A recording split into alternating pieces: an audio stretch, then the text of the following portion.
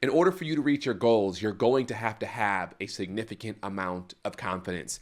And so in this video, I want to really unpack how you can actually grow and increase your confidence. If you are someone who struggles with confidence, maybe you have goals that you want to go after, but you feel like you're not really able to accomplish them because of a lack of confidence, this video is for you. My name is Seth, and I'm an organizational development leader, and I work with individuals and organizations to really help them experience higher levels of performance. And I'm really excited about this video because it's something that on some level is really dear and near and dear to my heart, because over my years of life, I have been someone who on some level has struggled with confidence. I haven't always had, as I believed, as the confidence I needed or the confidence that other people said I should have in order to reach my goals. I'll never forget a time when my wife and I were probably in our second or third years of marriage, and I, like a foolish husband, asked her the question, if there is one thing that you could change about me, like, what would it be? You know, just inquiring minds want to know. And she said something that actually struck a nerve with me and that I felt like was 100% accurate. She said, man, Seth, I really believe that you have the ability to do anything and everything you set your mind to. I just wish you had a little bit more confidence in yourself. And when she said that, it really resonated with me because I felt like for so long and for so many years in my professional life, I just didn't really have that belief. Like, I knew that there were some things I could do, but to accomplish like big goals and big dreams, I really struggled with that. And so I kind of went on a journey to figure out, how do I actually increase my confidence? And I want to share with you just a few lessons that I've learned about confidence, and hopefully they will be a blessing to you as well. And I'm going to go to my iPad for this. So if you're watching on YouTube, you'll be able to see it. If you're listening on Apple Podcasts or Spotify, you won't be able to see it, but I'm going to make sure to talk everything out for you so that you can also come away with the core essence of how you can increase your confidence. Something I learned along my confidence journey is that confidence is really a function of trust. That if you want to have more confidence, it's really about more trust in yourself. Now, as someone who is a believer, as a Christian, I firmly believe that my ability to accomplish certain things in my life isn't just based off of what I want to do, but it's also based off of what I believe God wants me to do and God's promises over my life. So I would illustrate it like this and say that your confidence is really, if this is you, let's say I'm drawing a little stick person in the middle of the page, your confidence is really about your trust in yourself, and it is really also about your trust in God's promise. So if you want to have confidence, if you want to increase your confidence, you have to increase your trust in who you believe you are. Do you trust yourself? Do you trust in your abilities? And you also have to increase your trust in God's promises. These are like the two pillars on which high levels of self-confidence are experienced. Now, obviously, your trust in self and your trust in God's promises don't happen in a vacuum. They are a result of experiences that you've had with yourself and with God's promises.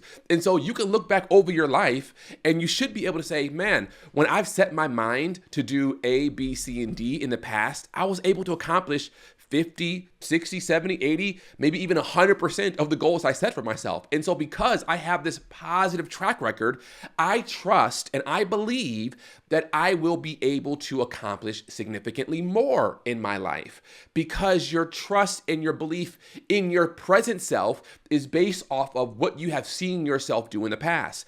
Now, you might be an individual who you look at your past and you say to yourself, well, I don't see a positive track record. I don't see things back there that really vouch for my ability to perform at a high level right here. Like I didn't make the team I tried out for. I didn't get the job I applied for. And you might just see a path or a past that is filled with failures. Well, this is where your trust in God comes in, because your trust in God isn't based on your past, your trust in God, and as a result, your confidence, your belief in yourself is based off of God's track record. And when I look over God's track record, he has never failed. Do I got a witness from somebody? Like, he's never failed. He has always been there. He has always succeeded. He has, to the old, I don't know if it's Elevation who sings, he has never lost a battle. And so when I set my mind and my heart to do something, I have two pillars or two experiences to pull on. I can look in my past and say, okay, Seth, when have you succeeded? And can I draw on my past successes to then give me confidence about my future endeavors? And if I feel like I can't, then I can look back and can say, well, when has God succeeded? And I can draw on God's past to give me confidence for my future endeavors, especially if what you're going after, you know, without a shadow of a doubt, that this is a work that God is calling in you to do. If that's the case, I don't need to look over my past. I just need to really rely on God's past. Take, for example, Moses. When God told Moses, set my people free, Moses was like, I haven't done anything. I don't have the past. I don't have the experience. I don't have the charisma. I don't have the leadership ability. And God's like, don't worry about your past. Look at who I am. I am the God of Abraham, Isaac, and Jacob. I am the God who has done these things. And let me just show you, I will be the God who will still be with you. And so Moses leaned on God's resume when he couldn't lean on his own. And so if you want more confidence for today and more confidence for tomorrow, you have to lean on God's resume if you can't lean on your own. Now, when you think about this idea of confidence and trust, a lot of this is contingent on you having a lot of clarity concerning what it is you're trying to do. So let's say you're trying to apply for that job, or you want to write that book, or you want to go back to school, or you want to, take the test to maybe take your boards, or you're trying to get into law school. So you want to take the LSAT, or you're trying to accomplish something in your life. Or maybe you're going to fight for your kids in a custody battle, and you're like, man, I don't think I'm going to win, or, whatever the situation is. You have to surrender that outcome to God. And so you have to get to a point where you say, God, this is something that is in my heart to do. This is something that maybe even on some level, I feel you might be calling me to do, but if I'm not really clear on whether or not you're calling me to do it, it's just something in my heart that I want to do. And I don't honestly know if I can succeed at this. God, I'm surrendering this to you. And as you surrender it to God, what God will do is he will then begin to order your steps. He will begin to open doors. He will confirm if this is the path to go down or this is maybe not the path to go down. What I don't want you to do is to sit in indecision and just not move forward at all. But I want you to say, this is something I want. God, I'm surrendering it to you. If this is not your will, then redirect me. But if it is your will, based off of your track record, I know if I trust you, I will succeed. And so, Father, I'm taking steps and start taking steps. A lot of times when you lack confidence, you don't take the steps. I'll never forget when I was just trying to decide to go, what undergrad to go to. I went to a particular school my freshman year. And after my freshman year, I said, you know what? I want to transfer to a different school, but I wasn't quite sure what school to go to. I had two in mind. And I was just kind of waffling back and forth between both schools. I applied to both. I got accepted to both. I had roommates in both. This is during the summertime. And it really came down to a week before I had to get on the road and start driving towards that school to check in. And I called a mentor of mine and I was like, man, I'm just really struggling on what decision to make. And the mentor said something I will never forget. And this was probably 20 years ago. He said, Seth, God doesn't move parked cars. He said, make a decision, start taking action in that decision. And if it's the wrong decision, God will redirect you. And that's something that's really stuck with me, that God doesn't steer or doesn't move parked cars. Start moving, start taking action.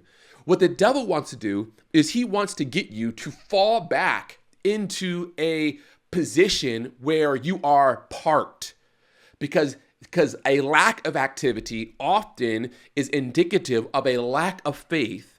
And a lot of times we don't move because we're discouraged, we're depressed, we're bothered, we're frustrated, we're annoyed. And so we just get in a funk. And what I want to encourage you to do is to take action. Even if you're not 100% confident in the decision that you're making, still walk with courage and with boldness, knowing that God's resume, based on God's resume, He will not let you fail. And so when you think about your course of action as you're moving forward, if you want to increase your confidence, it's really about your trust, increasing your trust quotient, your trust in yourself and your trust in God. And if you're an individual who has high self-trust and high God trust, literally nothing will be impossible for you, because you will be an individual who takes action, who doesn't fall back into the indecision and into discouragement, but you are taking action. And even when you encounter a roadblock or a difficult situation, you will be able to say to yourself, you know what? I'm just going to keep walking. It may not make sense. I don't know how it's going to work out, but I'm going to keep going forward because I trust that I will succeed because I've succeeded in the past, and I trust that I will not fail because I don't serve a God who has ever lost a battle. And so I hope this was a blessing to you, whether you're watching on YouTube or whether you're watching on Apple Podcasts or Spotify or any podcast platform. I hope this will just encourage you to surrender your plans to God. Trust that as you have been successful in the past, you will be successful going forward. And if you don't have a track record of success, trust that when you surrender to God, He will not let you fail. If this has been a blessing, I would love for you to like and to subscribe to this channel. I would encourage you to share this. Please share this particular video with friends and family. This is a small channel I'm striving to grow. And so I would love for you to just help me grow this channel so it can become a blessing to more people. Until next time, be blessed and keep living with confidence. Peace.